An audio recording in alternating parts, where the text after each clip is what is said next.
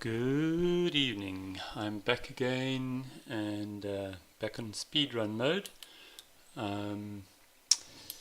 I had a good evening last night going through chapter 1 of Hans's book. I'm ready for chapter 2. I'm just going to check if all my gadgets are all set up here properly. Alright, so I won't go through the whole intro thing and everything from last night that I did. I'm just going to dive right in. If you want to hang out, being in the just chat away in the live stream chat is the easiest, because it's easier for me to watch than Telegram and the other places. So today we're doing chapter 2, importing tabular data into QGIS, and it says in the intro we're going to learn how to import tabular data into QGIS, save tables with geometry to a GIS format, join attribute tables, edit attribute tables, interpolate point data to raster, style and label point vectors, style continuous rasters. Okay, and then they've got a nice little flowchart here, and if you watched along yesterday, you'll have seen that they provided some sample data, which I'm just putting up on the screen now. So we're going into chapter 2, and we can see we've got a couple of spreadsheets in here. So like I said last night, I always like to just go and explore any new data set I get given. Let's close off some of this stuff here. Alright, so here we can see a bunch of things. So STN probably means station. Oh, there's something to try in QGIS. You've got a donate button popping right up in the in your main application, and a get involved button. Right, won't be doing either of those right now though. Oh, and I forgot to switch over to the screen share, so let me just do that quickly.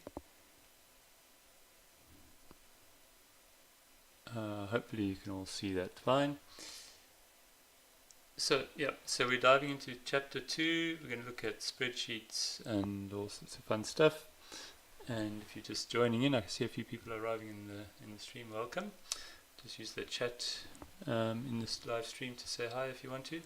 So I've just opened up one of the sample files here, and I can see it's got stations, some dates, and T01C, I'm not sure what that stands for. We'll find out as we go into the tutorial, I guess. Maybe it's something about, it's temperatures, okay. And then I think, yeah, and then the other one is, there's another spreadsheet here, which is going to have the station names and the locations, station ID, and I guess we're going to do some kind of join on the station number here, and then we've got altitudes in meters. Okay, so, and they mentioned that there's also a YouTube video that covers the content of this, not my one, but you know, the proper one from Hans, where you'll go through step by step without any of the gaffes and screw ups that I'm undoubtedly going to make as I go through his work. So we already had a look at those files. We saw they got some coordinates, and we're going to use the he's offering the options of using the limited text layer to bring in data and the spreadsheet layer.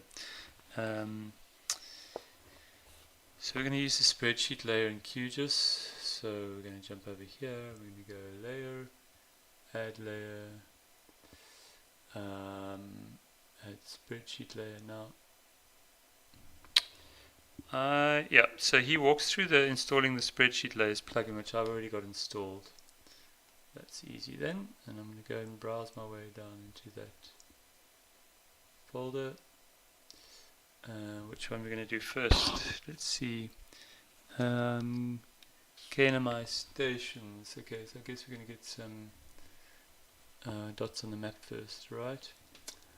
And then we're going to give it a name. Do we have to change anything in the name?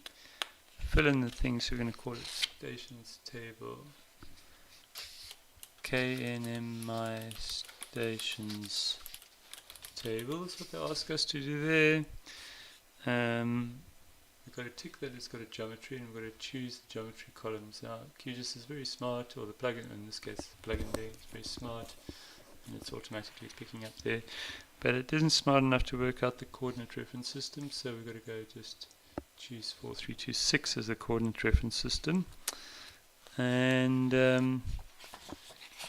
that's quite straightforward, and then we're going to add it to the map. Alright, and then I always just save my project straight away when I do something interesting. So we just call this one chapter 2, just in case we have a crash midway or something like that. Don't want to repeat the work again.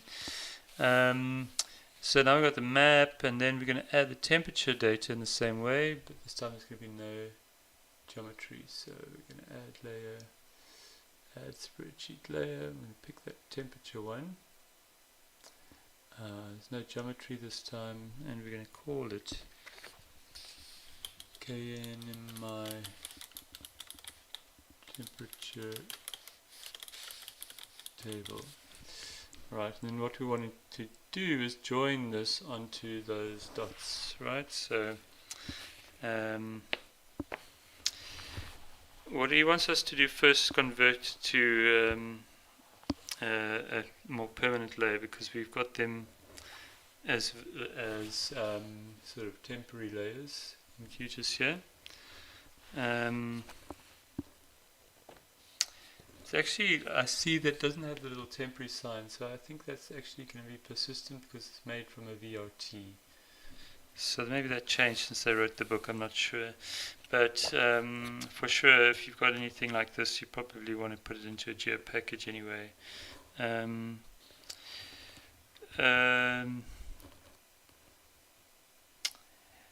going to make us use the shapefiles. Okay. Hunts's argument is that shapefiles are still in popular use and that we should just know how they work. It's a fair enough argument, I guess.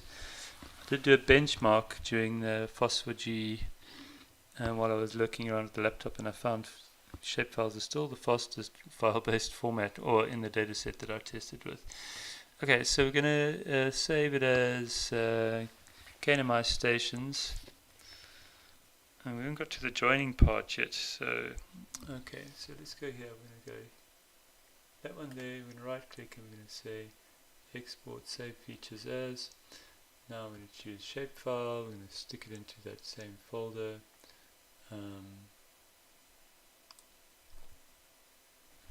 So it says must call it KNMI stations, KNMI stations. I always use underscores instead of spaces in my file names, just to make life easier if you're doing any scripting with it.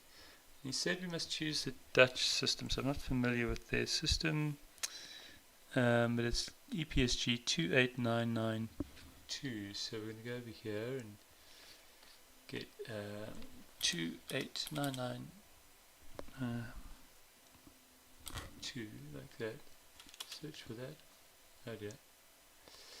That's a bit of a funny thing. If you press enter in this dialog, it goes and, well, it's not funny. I suppose it's obviously the OK is linked to that. But okay, so there we've got the Dutch coordinate reference system. And anything else they want us to do? No, just click OK, OK, OK. We're going to accept all this datum transform stuff, and now I've got a second layer. Save the project again. This time we're now working with a shapefile, so we can sort of hide that one away. Right, it's all easy stuff so far. Now he's saying we should remove the other layers, so let's get rid of that. I press Ctrl D as a nice shortcut to get rid of a layer. Alright. The canvas is still using the wrong coordinate reference system, so he wants us to change that to that same Dutch one as well. Amersfoort coordinate reference system. Save the project again. Okay, that's easy. Bum bum bum bum. He says to use the project properties from the project menu, but I'm so used to just, I find it so convenient, this little button, always just jump in like that. Right, and then we're going to do an attribute table join. That should be fun. So we want to join this table onto this one based on that shared station ID. Right, so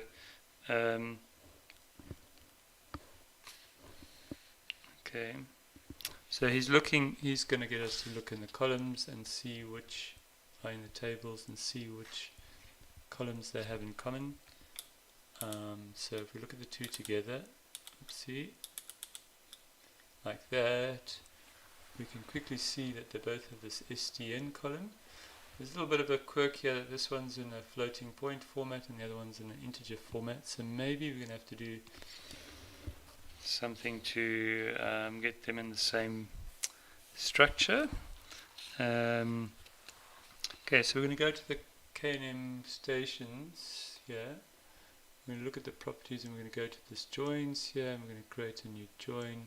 I'm going to join it to the temperatures table on these two fields. Let's see if it just works straight off the bat.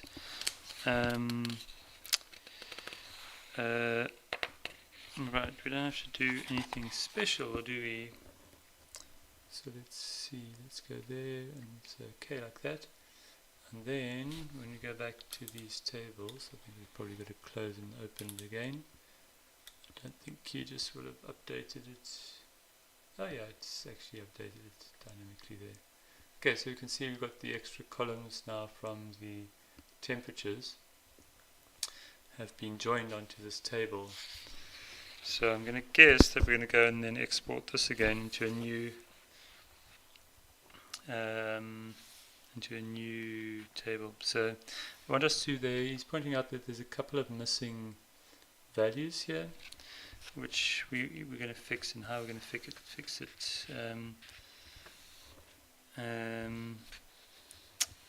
He wants us to just ditch them. So maybe he suggests to go and find all the null ones like that. So I just sorted it quickly like that, and then if I sort on this one, alright, so I think it's just those two rows that have got dodgy data. So we're going to delete those by going to edit mode. Sorry, that was the selection. Let me just go back to like what I had before.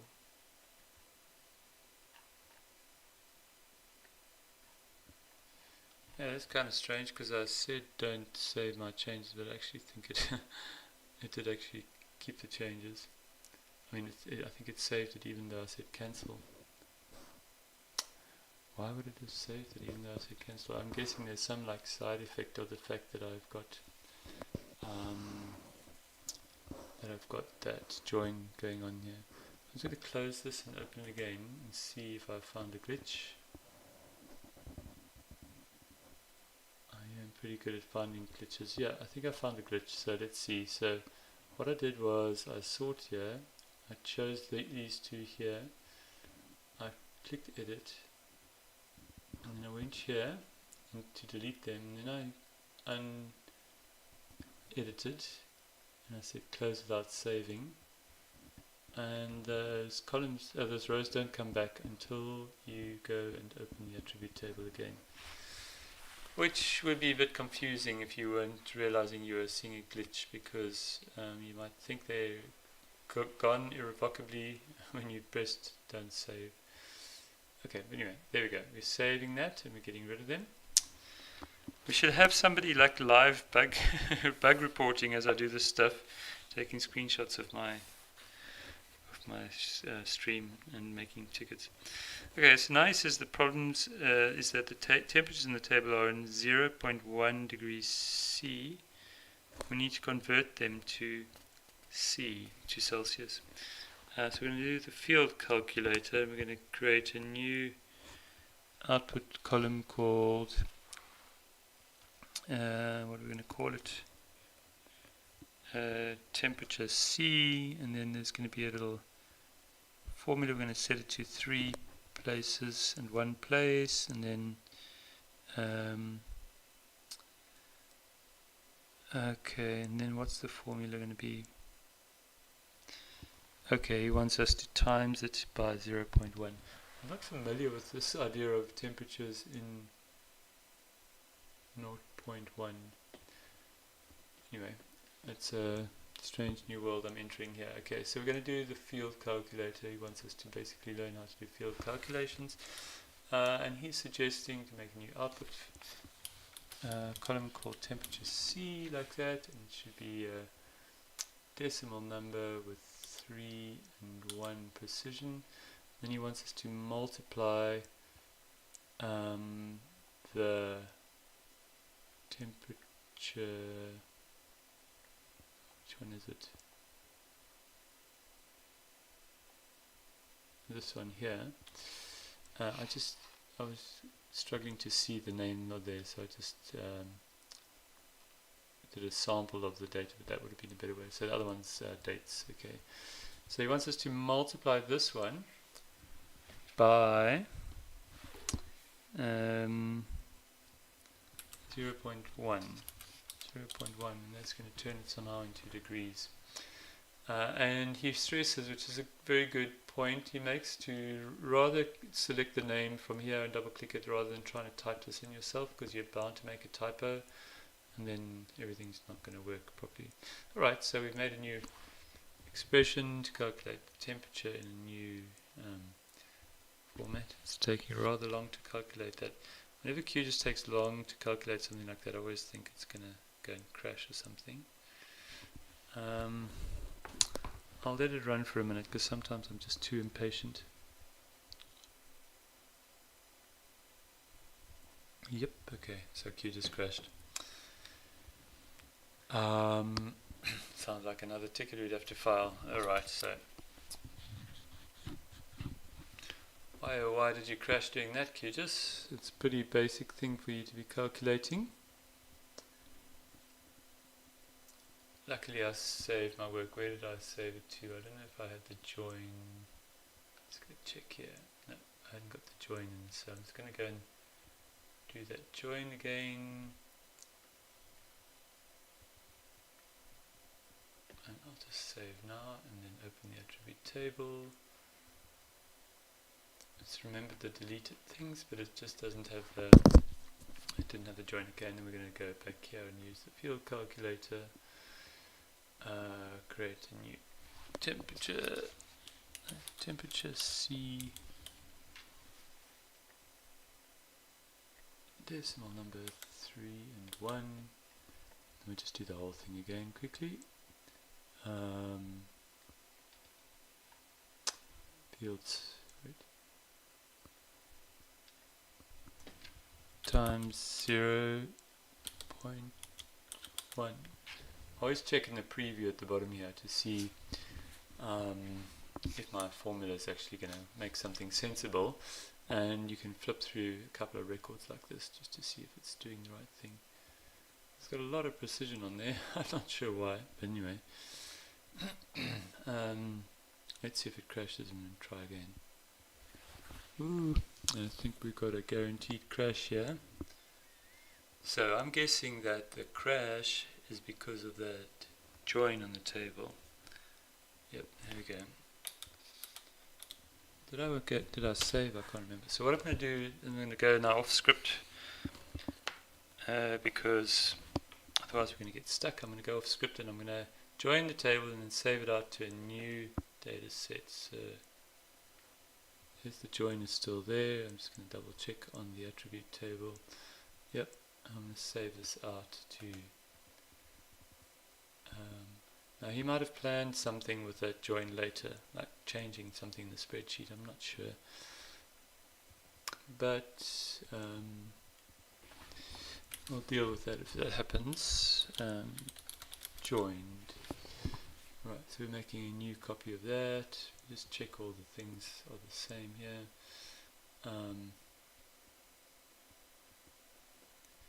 Alright. I think those field names are a bit long for a shapefile. So they're probably not going to look quite like they look there. Let's have a look in the attribute table. Yeah, they've got truncated. That's alright. No worries, shapefile. You're too old to know how to remember long names. Alright, so let's try again with the merged one here and see if we get the same problem. There's a very nice feature in QGIS here that remembers your last formula or formulas, so I'm just going to shortcut through there. I use that all the time. It's a great addition, whoever did that. And then let's just try here like that.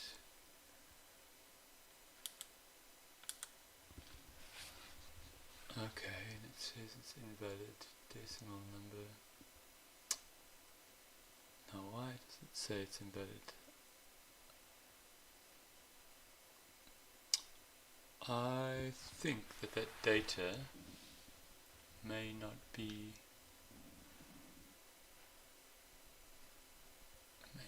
text, or that the field name is not the same in this new data set. Okay, so because it got truncated, and in fact I knew that because I'd just gone and seen it being truncated there. So alright, all good. Okay, now it's going to work.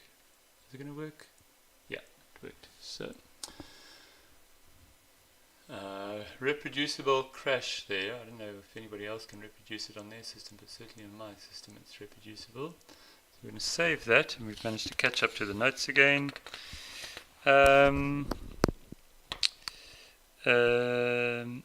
There's a note that says you could have saved the join features by saving it, as I've done already, so I wasn't too off script.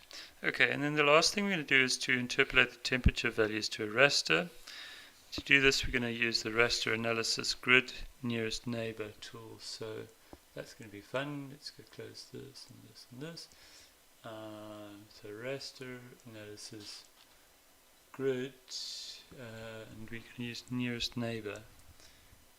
Alright, and then we're going to give it the join stations, and then we're going to look in the notes here and see what options do they want us to use. Okay, first the output file, we've got to specify here, save to a file. I'm going to put it in chapter 2. I'm going to call this one tday underscore nn, tday underscore nn. Alright, so that's going to be the output file name. Then in the advanced parameters section, select TC for the column. There we go. And we're going to be creating some Tson polygons from that. Alright, and then the rest of the dialog, keep the defaults. So let me just check if I have everything like he has. I'm surprised we don't do a cell size.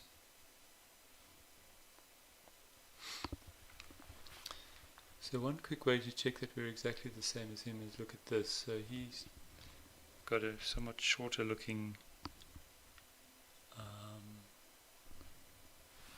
option there, but I think it's generally the same. I think it's just because this VRT is, well, it would make it a VRT. So okay, it's good I checked, because I don't want to make a VRT. I want to make a TIFF file.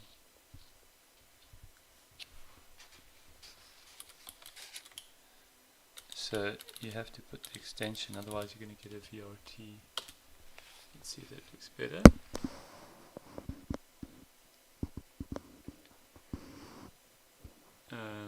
Not TIFF VRT, just TIFF, please. Okay, I think I just want to check that it's got the output format right here. So here, if you read this thing, it says output format GeoTIFF. That's good. Alright, so I think we're good to run it. The nice thing about these processing dialogues is if you do something wrong but don't close the dialog, you can run it again. So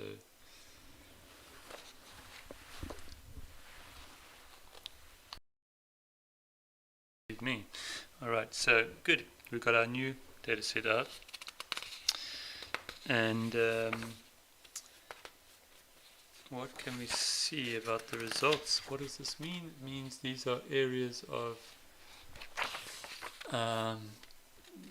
generally the same temperature. So the Thiessen polygon finds, if you put the points on the top of this, Thiessen polygon algorithm will find, will draw lines that are equidistant between any 2 points.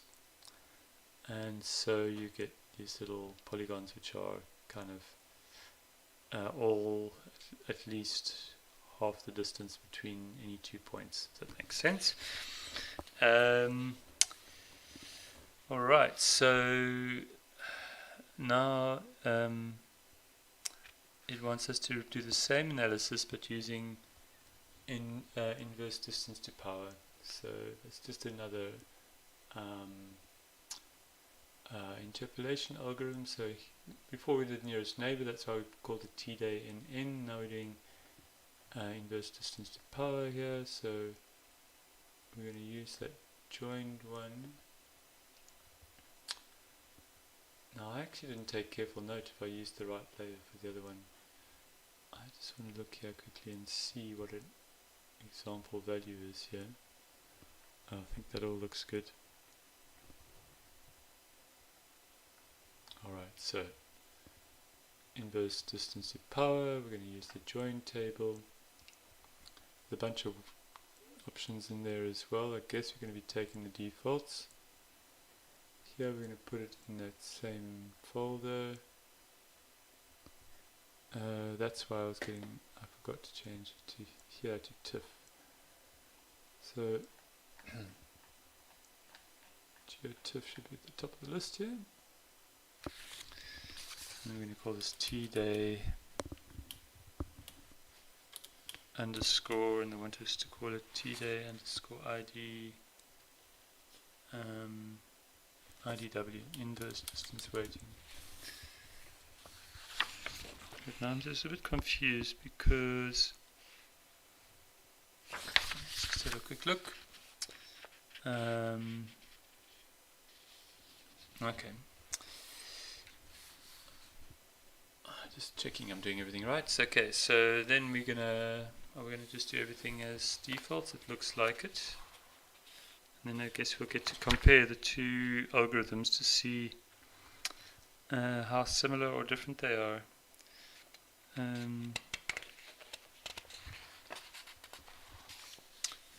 didn't mention anything about choosing any options, so I presume we're just taking all of the defaults. Just double check. Now repeat the interpolation using the raster analysis grid, inverse distance to power, IDW algorithm. Alright, and so we're just going to run it. He's made a special note here. I just want to read his note. So he says, with these interpolation tools from the main menu, you can't control the extent and spatial resolution of the output raster. In the processing toolbox, there are interpolation tools where you can define the output extent and resolution. For example, with the IDW tool, the processing toolbox will be introduced in chapter 3. Okay, cool. Alright, so we've got two data sets now, and you remember yesterday we were playing around with the with this thing. So this can be a nice way to just compare these two. So if we go like this, they look identical, don't they? There is some small difference, but if we use the same color scale, then we could probably see the differences, which I bet you is going to be the next step in the exercise. So we're going to style the results. To make sense of the interpolations, we need to style the Raster layers. Drag the K and MI layer, stations layer, so it's positioned above both of them. Okay, I've already done that. And then we're going to add a base map using quick map services, and this one again I'd recommend don't worry with quick map services. I think this was written before we had the OSM built into QGIS core, so I would just go straight to use the built-in one from the browser. It's much simpler. And then we're going to open the layers styling panel on the right. I'm going to set the layer, the target layer to the we're going to style the stations first to the right, and he wants us to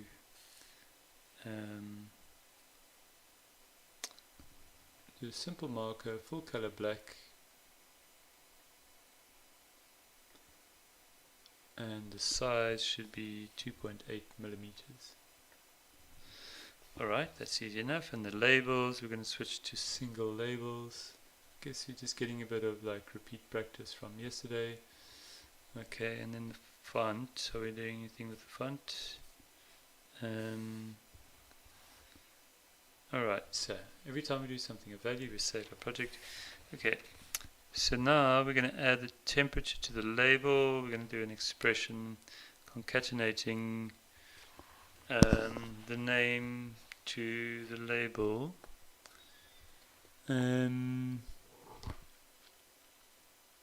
Okay, and he's going fancy. He's going to put a little degree symbol in there as well. So we're going to go over here, same as what we did yesterday.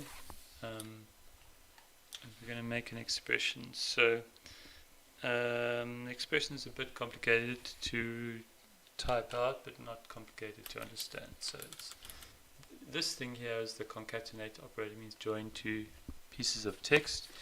And then this one here is probably the nerdiest part of the whole thing. Well, maybe it's two nerdy bits. This one is a nerdy bit because it means new line. It's basically how you tell the computer to add a new line in a piece of text. And then we're going to put in here. Now remember yesterday we talked about single quotes and double quotes. So we're going to be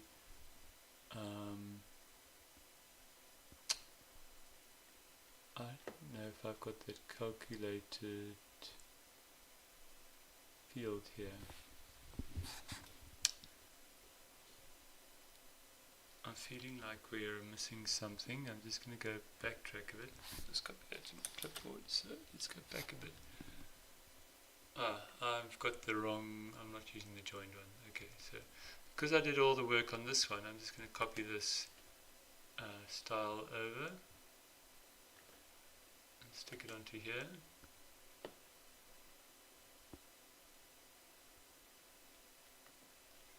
Alright, and then I'm going to actually get rid of this one because it's confusing me. I already made one mistake with it and I don't need it.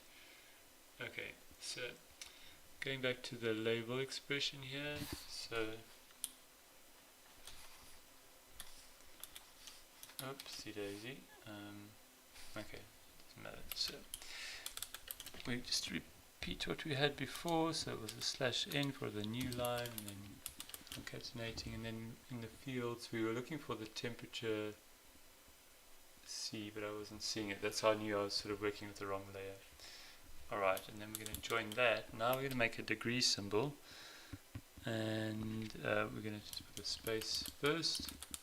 So every one of these things, it's just like joining text together.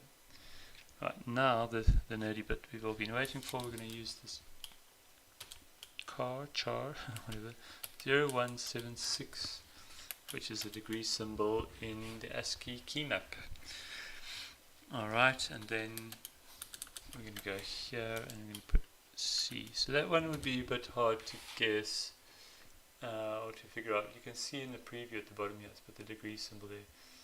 If you are struggling to know about those, you could also probably just go and Google for degree symbol, copy and paste into your clipboard and stick it into the string, then that will probably work quite fine as well. Alright, so now we've got labels, separate the labels and the markers a bit more. So we're going to put that to 2 millimeters. 2 millimeters. And it's a little bit hard to read. I don't know if it's going to change it now. So yesterday I was saying I wasn't a fan of masks too much, but we're going to use a mask here anyway. I don't know. That's I guess because my eyesight's been getting worse with age, and I find that yeah, it adds contrast, but it doesn't always make it that clear. It sort of puts a lot of fuzzy stuff around the edge, so the letters are harder to, I mean, that's clear for me, but here it gets a bit fuzzy for me. That's just old man speaking, so let's move on. So, right, so then we're going to change the two raster layers to use some different styling. So let's see what they want us to do. So first we're going to try the pseudo color. So here, pseudo color was some of my earliest code in QGIS as well. Probably doesn't look like my code in there anymore, but that was one of the features I added early on. And we're going to move it to what? We have to choose. Why is it not giving us letting us make the ramp? And there's some pretty weird stuff going on here. When I look at the values, it goes from negative 179 to positive 79 on that one. I think I might have done something wrong when I made that IDW layer, because if we look at this one here, okay, that looks much more reasonable. So I think I might need to go and just remake this one here. So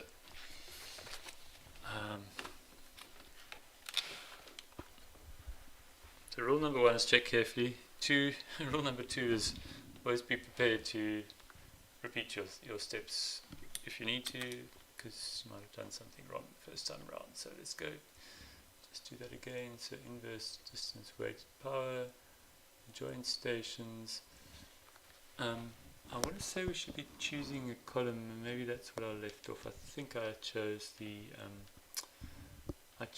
column for the first one, but I forgot to do it for this one. Alright, and we're going to go and write it out to that same file.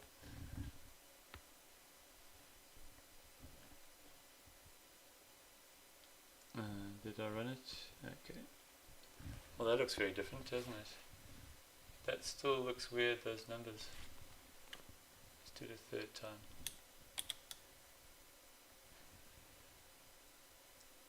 Raster. Inverse distance weighting to power.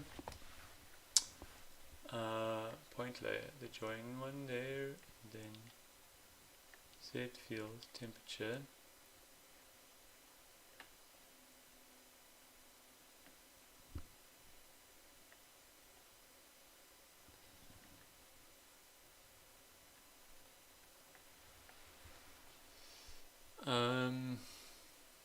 Just double check everything basically. So Z field is the temperature in Celsius. The other options are all going to be default, I'm assuming.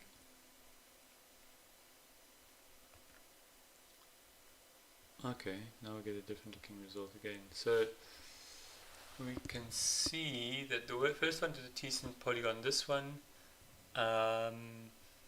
uses inverse distance weighting, which, just as a quick little aside, means that if you the influence of each of these stations degrades as you move away from it on a particular cell. So if I'm on this cell here, it takes its influence most strongly from these ones that are close to it, and most weakly from the ones furthest away.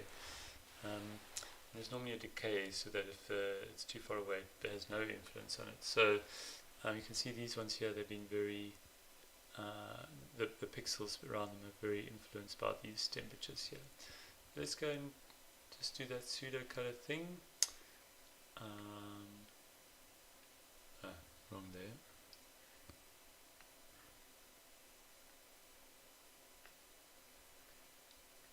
I'm going to put that to pseudo color.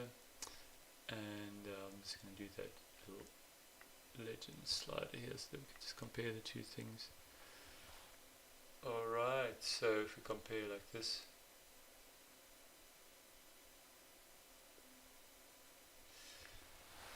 So we're just looking at the two different techniques and seeing what the effective result is. Okay. So that was the pseudo color.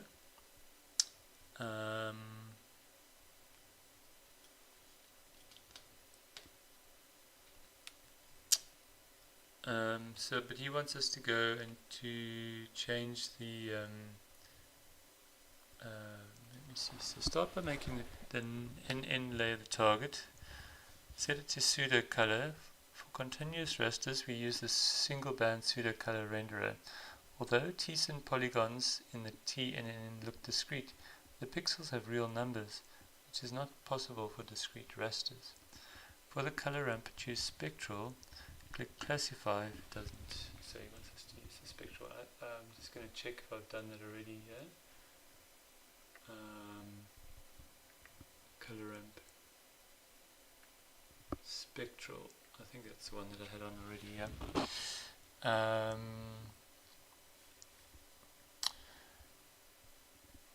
Okay, and then he's saying that we need to invert the color ramp because by default this thing shows low temperatures with warm colors and high temperatures with cold colors. So we want to flip this around over here. And I guess we're going to need to do the same one here.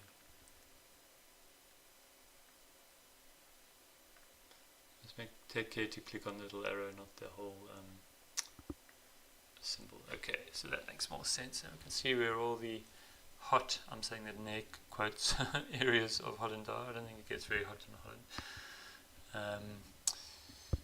Okay, so yeah, they're going on to do that, and then do the same thing for both layers. So we've already done that. So cool. Now we've got one other thing he did was he used a bit of I think he used a blend mode for each one. We could do it with a blend mode, or we could do it with semi-transparency, but like that. So now if we look at this one, what we can actually do is make a little exclusive group here for these two. So just stick them both into there. And we make this group exclusive. It means if you turn on the one layer, the other one will turn off. Save you a bit of time. Cool. Alright, so that looks pretty good. Wow, okay, so I did a lot better than last night, because last night took me 2.5 hours to do one chapter, but we're done with the chapter. So that's my exciting update for today. I don't see anybody in the chat. If you did have any questions, you could ask there, but I think I'm going to wrap up today, and tomorrow I'm going to come back and do chapter 3, where we're going to play with some map algebra. So I think everything in this one was pretty straightforward, except for the little crashes that I got. But really, QGIS makes light work of these kind of tasks of creating new raster and interpolating values and so on. So it's not hard at all. So thanks for watching, folks, and I'll be back tomorrow night with another update with chapter 3, and we'll see you then. Happy mapping. Cheers.